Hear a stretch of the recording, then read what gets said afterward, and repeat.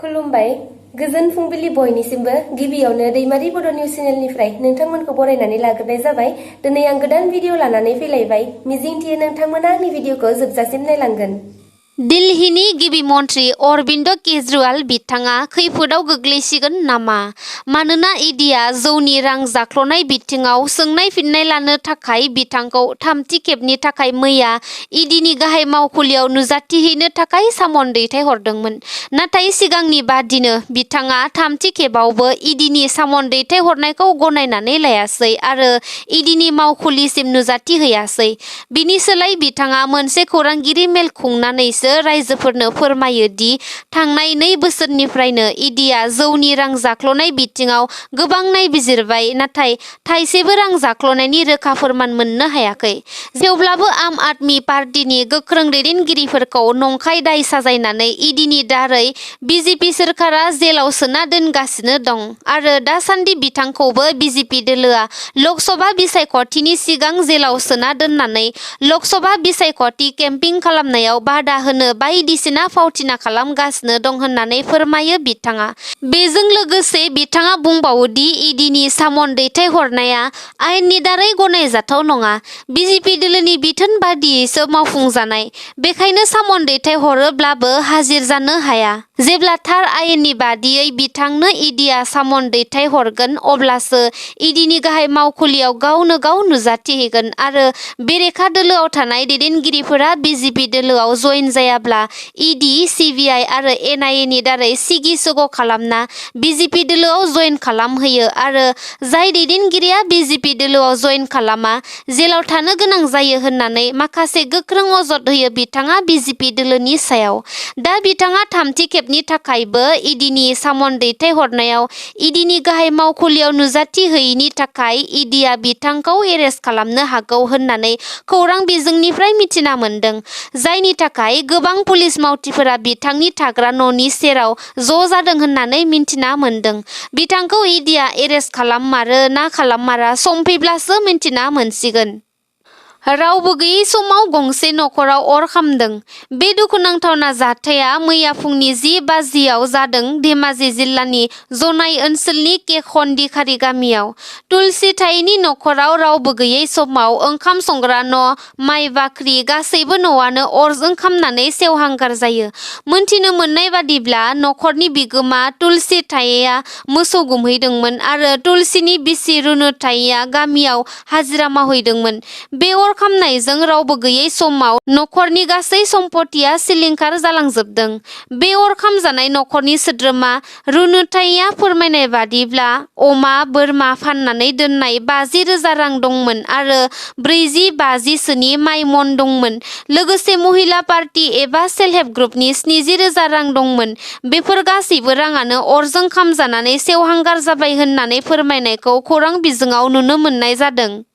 अपेन डिबेटनि सायाव फिन बड'लेण्ड जनजाति सुरक्षा मन्चनि आफादगिरि दावराव देख्रेब नार्जारि आरो बारग' बिडिअ अमर सिंह ब्रह्म बिथांमोननि खौरांगिरि मेल। दावराव देख्रेब नार्जारि बिथाङा फोरमायनाय बादिब्ला थांनाय साननैसो सिगाङावसो एबसु आरो एबसुनि आफादगिरि दिपेन बर' बिथांखौ जेबो बुंनो मोना होननानै वार्निं होनाया जोबोर लाजिनांथाव आरो दुखुनांथाव। एबसुनि आफादगिरि दिपेन बर' बिथाङा गावनि मान सन्मान आरो खोथा होनायखौ लाखिनो नांगौ। अपेन डिबेट जानायखौ बर' हारिनि रायजो राजाफोरा नेनानै दं।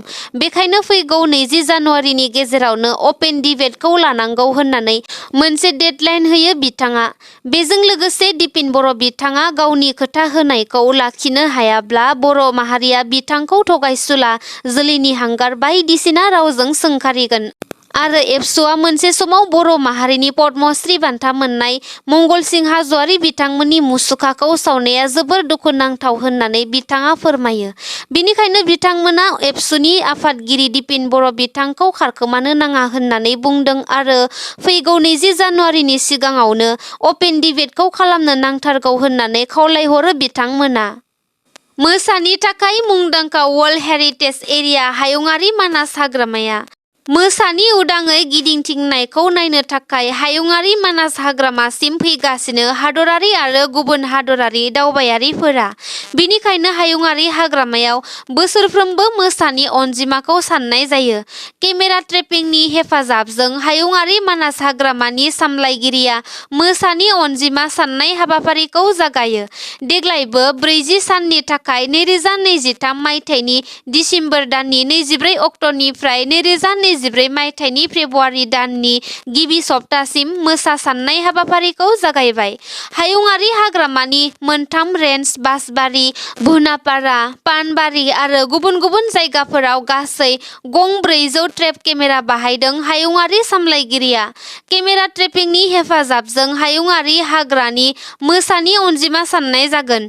थांनाय बोसोरावबो ट्रेप केमेरानि हेफाजाबजों मानास हाग्रामायाव मा 57निबो मोसा साननानै मोननो हादोंमोन होनना मिन्थिना मोन्दों। देग्लाय बोसोरावबो मोसानि अनजिमाया थोजासे बांगोन होनना आसा खालामदों हायुङारि मानास हाग्रामानि सामलायगिरिया।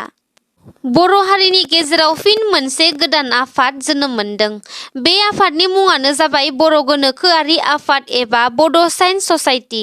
बर' हारिनि माखासे मेलेमजिबि सोद्रोमाफोरनि हेफाजाबजों थांनाय 2023 मायथाइनि 3 दिसेम्बर खालि बर'नि माखासे गोरों गोराफोर, गोनोखोआरि, फोरोंगिरि, नायबिजिरगिरि आरो फरायसाफोरनि बानजायनायाव बर'नि गोनोखोआरि आफाद एबा बड' साइन्स ससाइटिखौ दाफुंनाय जादों। बर' हारिनि गेजेराव गोदानै जोनोम मोननाय बर' गोनोखोआरि आफाद एबा बड' साइन्स ससाइटिनि गाहाय नेहाथारि डक्टर दिगन्त नार्जारि बिथाङा खौरां बिजोङाव बड' साइन्स ससाइटिनि माखासे सोमोन्दै खौरां बिजोङाव फोरमायनानै होदों। बड' साइन्स ससाइटि आफादनि गुबै थांखियानो जाबाय बर' रावजों गोनोखो आयदाखौ फोसावनाय आरो जाखांफुनाय बर' फरायसाफोरखौ गोनोखो आयदानि फारसे गोसो बोहोनाय। जोंनि बर' समाजाव थाखोनि बिजाबफोरनि अनगायैबो बिगियान आयदायाव गुबुन गुबुनफोराव खमहै नुनाय जायो, जेरै मेगाजिन, जार्नाल एबा लाइसिफोर गैयाखौनो बुंजायो। जायनि जाहोनाव बर' समाजाव गोनोखोनि गियाना नांगौबायदि गोसाराखै। बेराफारसे बर' बिजोंनि फरायसालिफोराव गोनोखो आयदानि फोरोंगिरिफोरनिबो आंखाल। बेबायदि जेंनाखौ सुस्रांनो थाखायनो गोनोखोआरि आफादा फरायसाफोरजों लोगोसे गोनोखोआरि गियानखौ मिथिनो आरो फोसावनो लुबैग्रा बर' सुबुंफोरनि हेफाजाबै गोनोखोआरि लाइसि आरो खौरांफोरखौ फोसावनायनि थांखि लादों। बर'नि माखासे दोरोङारि गियान आरो खोमसि फोथायनायफोरखौ गोनोखोनि नोजोरजों बिजिरनानै सैथोथिखौ फोरमायनायनिबो सम जाबाय। मानोना गोनोखोनि गियानखौ एंगारनानै समाज जौगानायाबो गोब्राब जानानै फैबाय। बिनिखायनो बे गोदान बोसोराव एबा फैबाय थानाय समफोराव बे गोदान गोनोखो आफादखौ मोजाङै गनायगोन आरो आफादनि थांखिफोरखौ जाफुंहोनायाव बर' माहारिनि रायजो राजाफोरनिसिम हेफाजाब मोनबाय थागोनखौ खावलायहरदों बिथाङा।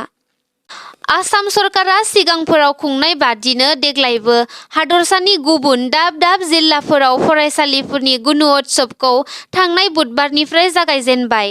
बेबादियैनो मैया कक्राझार जिल्लानि कक्राझार हिनजावसा गेजेर फरायसालि आरो कक्राझार हिन्दी बिद्यापीठ फरायसालियाव खुंनाय गुन'त्सबआव आसामनि केबिनेट मन्त्रि अशक सिंघाल बिथाङा नुजाथिफैनानै फरायसाफोरजों आरो फोरोंगिरिफोरजों बाथ्रा सावरायलायफैयो।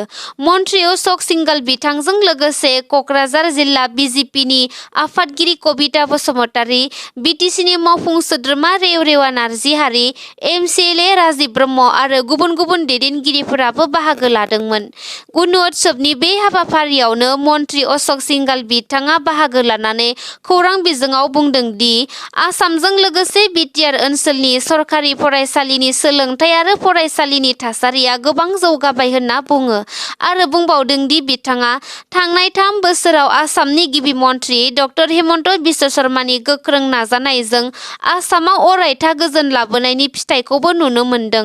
लोगोसे कक्राझार बायदि गोजोन गैयै जायगायाव दिनै फरायसा आरो फरायसुलिफोरा फरायनायनि फारसे गोसो होदों।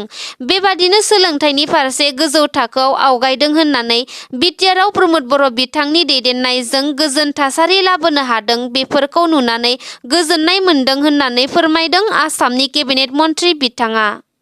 क'क्राझाराव नर्थ इस्ट खेल' इन्डिया आइजोफोरनि उसु लीग चेम्पियनशिप खुंफुंदों। बिटिआरनि गाहाय सदर क'क्राझार नोगोरनि काटलगुरियाव थानाय साइ सेन्टाराव थांनाय 3 जानुवारिनिफ्राय 6 जानुवारिसिम इस्ट जन खेल' इन्डिया आइजोफोरनि उसु लीग चेम्पियनशिप बादायलायनायखौ खुंफुंगासिनो दङ। आसाम उसु इस्टनि बानजायनायाव खुंफुंनाय खेल' इन्डिया आइजोफोरनि उसु लीग बादायलायनायाव बिहार, सोनाब बंग, सिक्किम, आसाम, मेघालय, मणिपुर, अरुणाचल, मिज'रामनि गासै 551 जन आइजो उसु गेलेगिरिफोरा बाहागो लादों होनना मिन्थिना मोन्दों।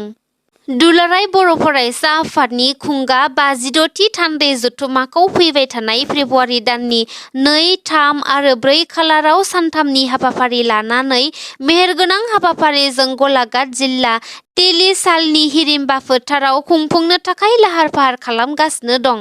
खुंफुंनो गोनां बे जथुम्मानि गाहाय खुन्थियाखौ मैया बर'नि गुबुन गुबुन धोरोमारि आफादनि आरज गाबनाय आरो बायदि बायदि नेमखान्थिनि गेजेरजों गायसननानै होयो दुलाराय बर' फरायसा आफादनि आफादगिरि दिपिन बर', आसामनि केबिनेट मन्थ्रि उरखावगोरा ब्रह्म, मिरु जथुम्मानि खुंगा 56थि बानजाय आफादनि आफादगिरि BKWACनि लेङाइ गाहाय मावफुं सोद्रोमा रमिअ पि नार्जारि आरो गुबुन गुबुन आफादनि मेलेमजिबि सोद्रोमाफोरा बाहागो लानानै गाहाय खुन्थियाखौ गायसननानै होनायखौ नुनो मोन्दों। नोंथांमोना आंनि भिडिअखौ नायनानै मोजां मोनदोंब्ला अन्नानै लाइक, शेयार, कमेन्ट आरो साबस्क्राइब खालामनानै होदो। एसेनोसै, गोजोन्थों।